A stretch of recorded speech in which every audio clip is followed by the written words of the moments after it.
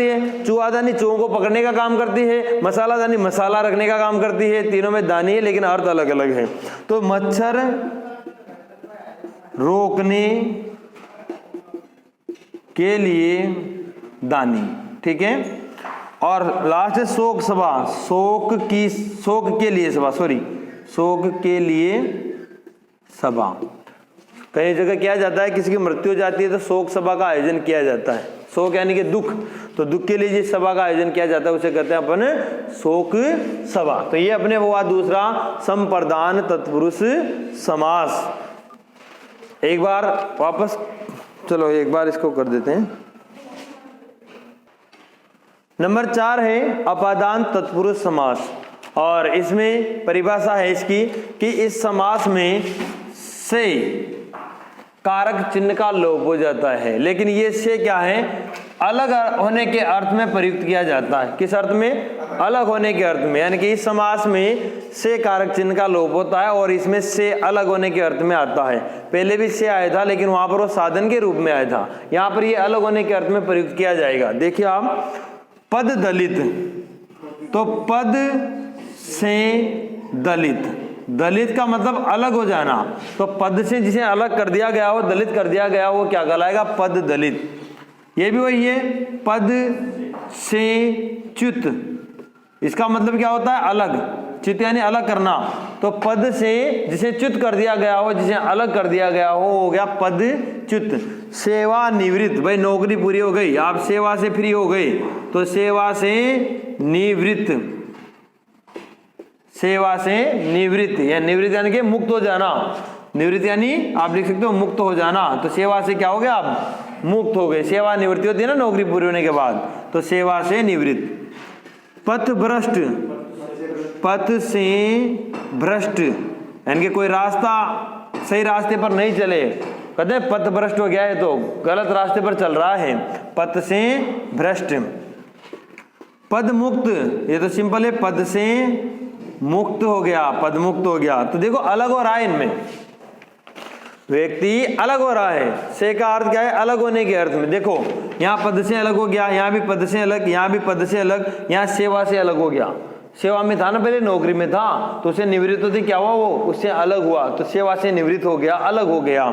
यहाँ देखो आप, पथ से भ्रष्ट, पथ से भटक गया, यानी कि अलग हो गया, वो पथ से, रास्ते से अलग हो गया, तो अलग होने का अर्थ दे रहा है सारा ही।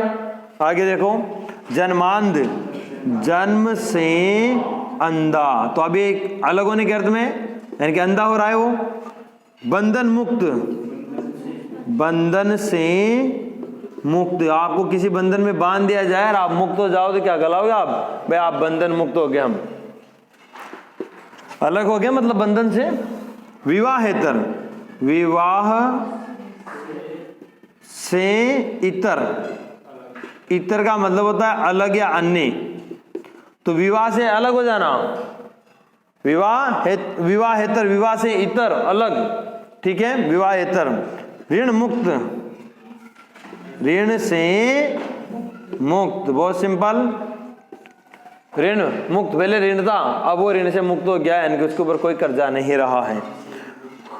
धर्म विमुख, तो धर्म से, भाई वो तो धर्म विरोधी काम करता है, तो धर्म से विमुख हो गया ना, तो उल्टे काम करने लग गया, धर्म विमुख हो गया, धर्म विरोधी हो गया हो, तो धर्म से विमुख हो गया, ठीक है। तो यहाँ है पद दलित, पद से दलित, से अलग होने के अर्थ में, पद च्युत, पद से च्युत, च्युत यानी अलग होने के अर्थ में, सेवा से निवृत्त, सेवा निवृत्त, सेवा से निवृत्त, निवृत्त यानी कि मुक्त हो जाना, पथ भ्रष्ट, पथ से भ्रष्ट यानी कि उससे भटक जाना, पद मुक्त, पद से मुक्त हो जाना, जन्मांध, जन्म से अंधा, बंधन मुक्त, बंधन से मुक्त हो जाना, अलग हो रहा है।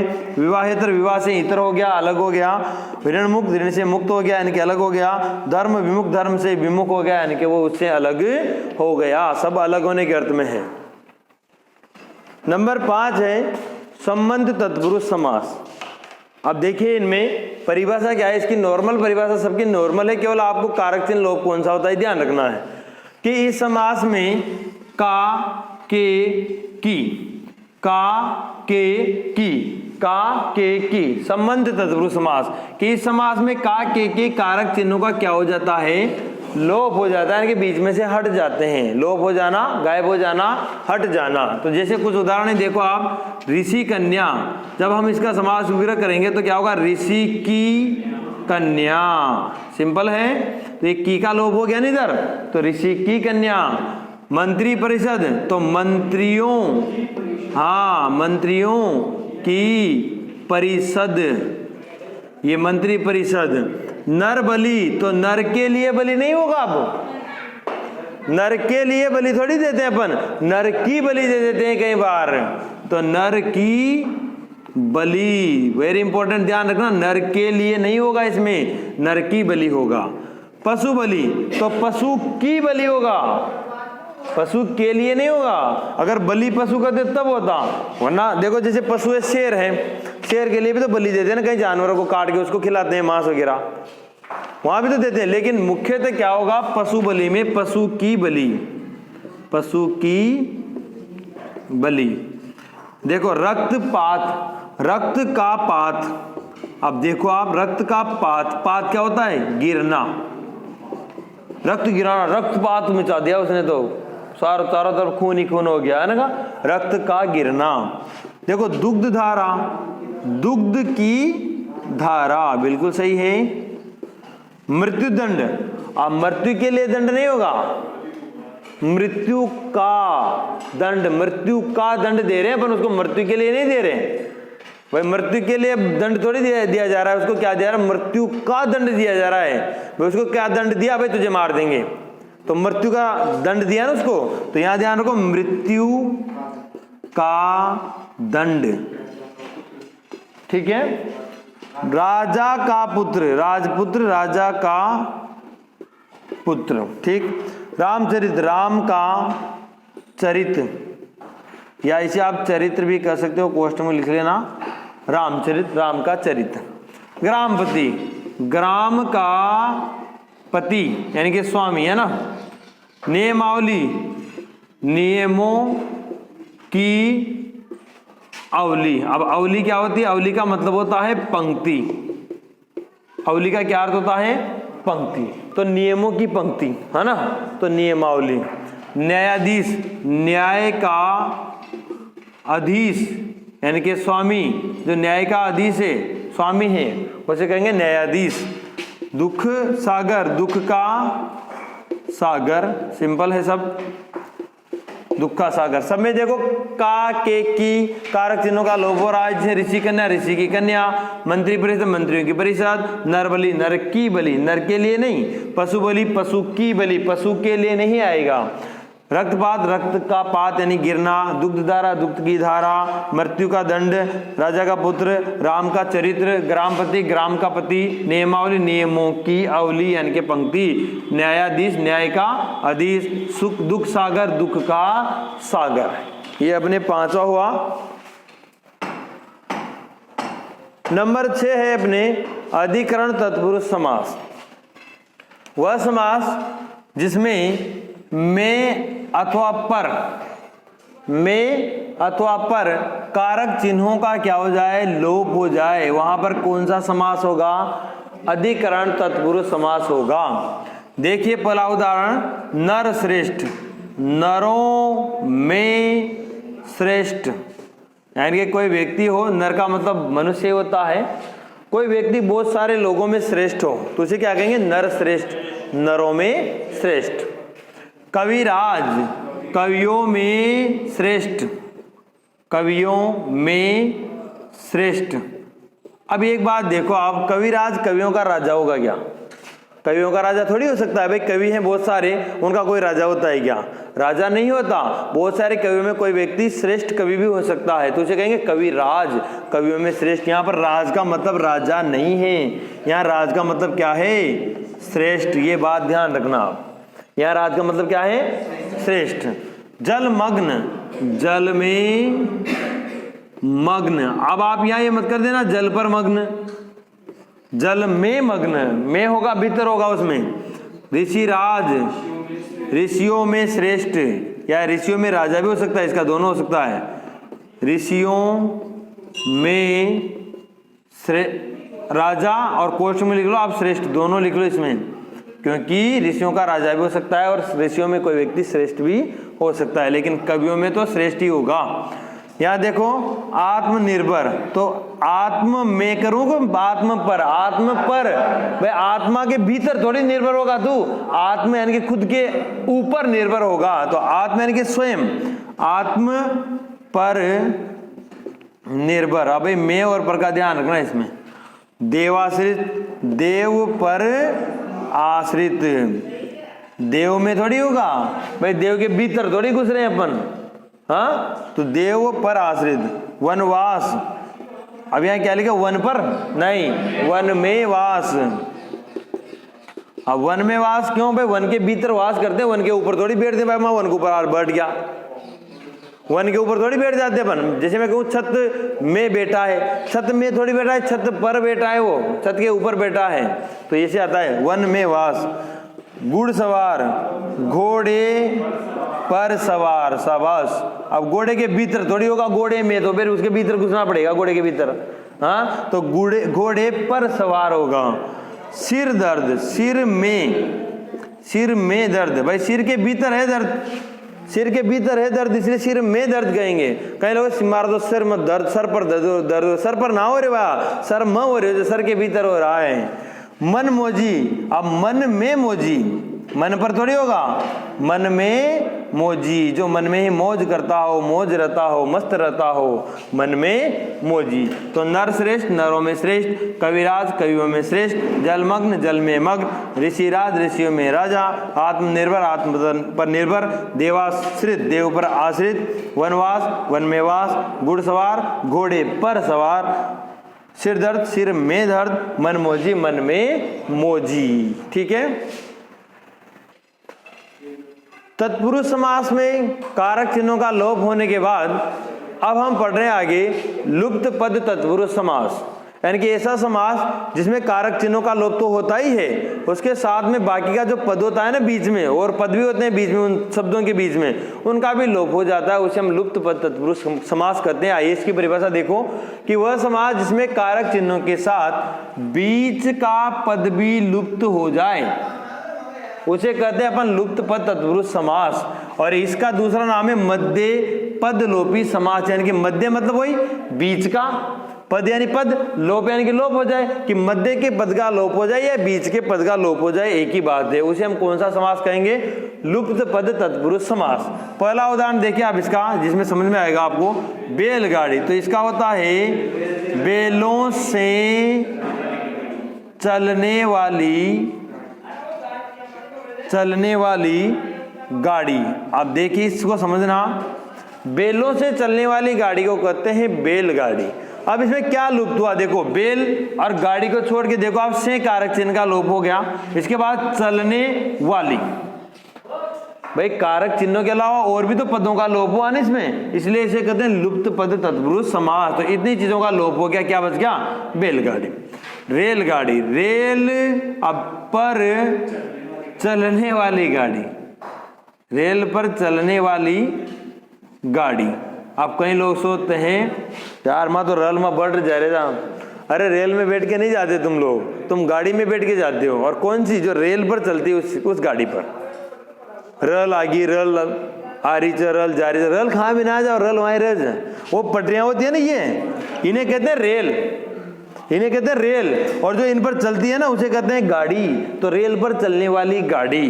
कई लोग कंफ्यूज होंगे अभी तक कि यार रेल कटी जाओ, रेल ना जाओ, कहाँ पे रेल तो वहीं रेज बाबड़ी, उनको पर गाड़ी चालत है। तो रेलगाड़ी, रेल पर चलने वाली, रेल को पटरियों को कहते हैं भाई। अब देखो यहाँ पर कारक चिन्ह और चलने वाली का लोप हो गया, क्या बचा, रेलगाड़ी। तो और भी पदों का लोप हो रहा है ना, देखो आगे। पन बिजली, पानी से उत्पन्न होने वाली बिजली, समझे, यानी कि ऐसी बिजली जो किससे उत्पन्न होती हो, पानी से। तो पानी से उत्पन्न होने वाली बिजली, से कारक चिन्ह का लोप हो गया, उत्पन्न होने वाली इन पदों का लोप हो गया। तो लुप्त पद तत्पुरुष समास है। पंचक्की, अब देखो पवन से चलने वाली चक्की, चलने वाली चक्की। तो ये से कारक चिन्ह का लोप हुआ, चलने पद और वाली इन दोनों पदों का भी लोप हो गया। तो क्या बचा? पवन चक्की। लुप्त पद तत्पुरुष समास। वन मानुष, वन में रहने वाला मानुष। तो क्या हो गया? इस में का लोप हुआ, कारक चिन्ह का, फिर रहने वाला का लोप हो गया, तो बचा वन मानुष। पन चक्की, पानी से चलने वाली चक्की। तो ये देखो में से कारक चिन्ह, चलने और वाली पद का भी लोप हो गया, क्या बचा? पन चक्की, पानी से चलने वाली चक्की। जलयान, जल में चलने वाला यान, वाला यान। तो यहां पर भी में चलने वाला का लोप हो गया।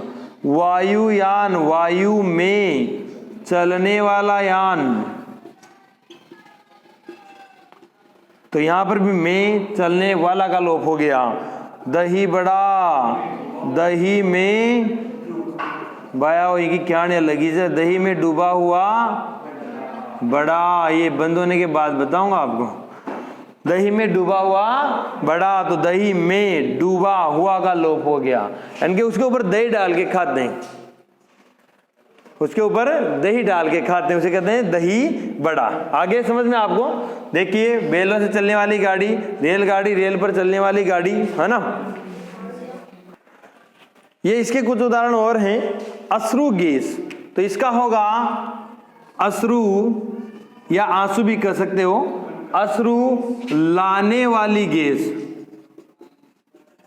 लाने वाली गैस। देखा होगा आपने कई बार, कोई हड़तालें होती है, पब्लिक नहीं मानती, तो पुलिस वो गैस छोड़ती है आंसू लाने वाली, अश्रु गैस। फिर आंसू आ जाते, फिर पब्लिक भाग जाती है, परेशान हो जाती है, उसे कहते हैं अश्रु गैस। तो अश्रु लाने वाली गैस, तो इसमें लाने वाली का लोप हो जाएगा। पर्णकुटी, पर्ण से बनी हुई कुटिया या पर्णों से बनी हुई कुटिया। पर्णों यानी कि पत्तों से बनी हुई कुटिया, तो इसमें से बनी हुई का लोप हो जाएगा। घृतान्न, घृत यानी कि घी, घी में पका हुआ अन्न, उसे कहते हैं घृतान्न। घी में पका हुआ अन्न, तो यहां देखो आप, में पका हुआ का लोप हो गया, घृतान्न। जल कुंभी, जल में उत्पन्न होने वाली कुंभी, वो जल में होती है ना उत्पन्न, तो जल में उत्पन्न होने वाली कुंभी, जल कुंभी। तो ये में उत्पन्न होने वाली का लोप हो जाएगा। मधुमक्खी, मधु एकत्र करने वाली मक्खी, करने वाली मक्खी, मधु एकत्र करने वाली मक्खी। मधु यानी कि रस लाती है ना फूलों से अलग अलग से, उसे कहते हैं मधुमक्खी। और ये दूसरी तो मक्खियां होती है जो इधर उधर बिन बिनाती रहती है, गंदगी फैलाती है, वो मधुमक्खी अलग है ना, वो रस लेके आती है, और ये रस पता नहीं क्या क्या करके जाती है। तो ये मधुमक्खी एकत्र करने वाली मक्खी। और जेब घड़ी, जेब में रहने वाली घड़ी, हाँ रखी हुई भी कह सकते हो, जेब में रहने वाली घड़ी। तो ये में रहने वाली का इसमें लोप हो जाएगा। तो रसरू लाने वाली गैस, पर्ण, पर्णों से बनी हुई कुटिया, घृतान, घृत में पका हुआ अन्न, जल में उत्पन्न होने वाली कुंभी, मधुमक्खी, मधु एकत्र करने वाली मक्खी, जेब घड़ी, जेब में रहने वाली घड़ी। तत्पुरुष समास में अपने एक और समास भेद होता है तत्पुरुष का, नए तत्पुरुष समास। नए का मतलब एक तरह से निषेध का बोध करा रहा है, न यानी कि नहीं, याद कर लो आप, तो नए यानी कि नहीं का बोध हो जिन शब्दों से, उन शब्दों में। लेकिन यहां परिभाषा देखो पहले कि वह समास जिसका प्रथम पद निषेधवाची उपसर्ग हो, और निषेधवाची जो मना करने का भाव देने वाले उपसर्ग हैं उनमें कौन कौन से होने चाहिए? अ, अन, अन, इसमें हलंत लगा हुआ है, इसमें हलंत नहीं लगा हुआ, निर हलंत लगा हुआ है, निस, बे, ना, ला, न। अगर ऐसे निषेधवाची उपसर्ग किसी शब्द के पद के प्रथम में आ रहे हो, आगे आ रहे हो, जैसे ये आ रहे हैं, तो वहां पर नए तत्पुरुष समास होता है। लेकिन एक बात और ध्यान रखें आप, ये इस प्रकार के सारे समास में अगर मान लो ऐसा कोई शब्द दे दे आपसे समास पूछे, तो आप स्पष्ट विकल्प के रूप में तो अव्ययभाव समास का ही चुनाव करोगे। मान लो 2 विकल्प आ गया आपको, उसने दे दिया कि अकाज में कौन सा समास है, अकाज में कौन सा समास है, और उसने आपको ए में दे दिया अव्ययभाव समास और बी में दे दिया तत्पुरुष समास, तो हम किसका चयन करें? हम अव्ययभाव समास का चयन करेंगे। और मान लो चारों ऑप्शन में अव्ययभाव समास है ही नहीं, तो अपन किसका चयन करेंगे? फिर तत्पुरुष समास का। किसका चयन करेंगे? तत्पुरुष समास का। तो अब इनका विग्रह कैसे होता है? नॉर्मल है, अकाज, कोई काम नहीं हो रहा, अकाज तो न काज, नहीं काज, नहीं, न का मतलब क्या होता है? नहीं। अकाल, न काल, नॉर्मल है इनका। असत्य, न सत्य, जो सत्य नहीं है। अकारण, न कारण या बिना कारण भी हो सकता है, बिना कारण भी कर सकते हो आप। अगोचर, न गोचर, यानी कि जिसे जाना नहीं जा सके, अगोचर, न गोचर, न गोचर लिख लो इसमें, न गोचर यानी कि जिसे जाना नहीं जा सके। अनाथ, बिना नाथ के या जिसके कोई नाथ नहीं हो यानी कि स्वामी नहीं हो, तो न नाथ भी कर सकते हो आप, अनाथ भी कर सकते हो। अनकही, बिना कही हुई, जो बात कही नहीं जाए, न कही हुई या न कही। आगे देखो अनजाना, न जाना हुआ। फिर देखो अनमेल, न मेल। फिर आगे देखो निर्विवाद, न विवाद या बिना विवाद भी हो सकता है, लेकिन अपन एक से करें तो ज्यादा ठीक रहेगा। न विवाद। निर्गमन, न गमन। निरंतर, न अंतर। सब में न लगा दो आप तो, जिसमें हो जाएगा। निस्सीम, न सीम, जिसकी कोई सीमा नहीं हो, निस्सीम। निस्तारण, न तारण, जिसे न तारा जा सके, न तारण। और निस्तरण, न तरण, जिसका तरण न हो, उद्धार न हो एक तरह से। बेनाम, बिना नाम के, बिना नाम कर दो इसको, बे का मतलब रहित, बिना, बिना नाम। बेसहारा, बिना सहारे के, बिना सहारे के। बेशर्म, बिना शर्म, जिसके शर्म नहीं हो, शर्म रहित हो गया, बिना शर्म या शर्म रहित भी हो जाता है। नालायक, जो लायक नहीं हो, जो लायक नहीं हो उसे क्या कहते हैं? नालायक। तो इसका न लायक लिख लो, न लायक। नादान, न दान। लाजवाब, न जवाब या बिना जवाब भी हो सकता है, न जवाब, जिसका कोई जवाब न हो। ला इलाज, न इलाज, जिस बीमारी का कोई इलाज नहीं उसे हम क्या कहते हैं? ला इलाज, तो न इलाज। लावारिस, न वारिस, जिसका कोई वारिस नहीं हो, लावारिस, न वारिस। न गणने, न गणने, जिसे गिना न जा सके, न गणने। नास्तिक, न आस्तिक, जो आस्तिक नहीं हो उसे क्या कहेंगे अपन? नास्तिक। न आस्तिक, वो आस्तिक नहीं है, भगवान में आस्था नहीं रखता। नैतिक, न इति। ये लीजिए एक बार वापस। अकाज, न काज। अकाल, न काल, यानी कि काल न हो। असत्य, जो सत्य नहीं हो, न सत्य। अकारण, न कारण, यानी कि बिना कारण। अगोचर, न गोचर, जिसे जाना न जा सके। अनाथ, जिसका कोई नाथ न हो। भाई सभी निषेध, मना करने का भाव दे रहे हैं अपने को। न नाथ। आगे देखो अनकही, न कही हुई। अनजाना, न जाना हुआ। अनमेल, जिसका मेल न हो उसे अनमेल कहेंगे। निर्विवाद, कोई विवाद ही नहीं हो, बिना विवाद हो गया। निर्गमन, न गमन। निरंतर, न अंतर। निस्सीम, न सीम, जिसकी कोई सीमा न हो, निस्सीम। निस्तारण, न तारण, जिसे तारना कठिन हो या न तारा जा सके। और निस्तरण, न तरण। बेनाम, बिना नाम या न नाम भी हो जाएगा, सब में न लगा के कर सकते अपन। बेसहारा, बिना सहारे या न सहारा। बेशर्म, बिना शर्म। नालायक, न लायक। नादान, न दान। लाजवाब, न जवाब, जिसका कोई जवाब ही नहीं हो, न जवाब। लावारिस, न वारिस, जिसका कोई वारिस न हो। न गणने, न गिनने, जिसे गिना न जा सके, न गणने। नास्तिक, न आस्तिक, जो आस्था नहीं रखता हो उसे कहेंगे नास्तिक। और लास्ट नैतिक, न इति। ये अपने समास कंप्लीट हो गया।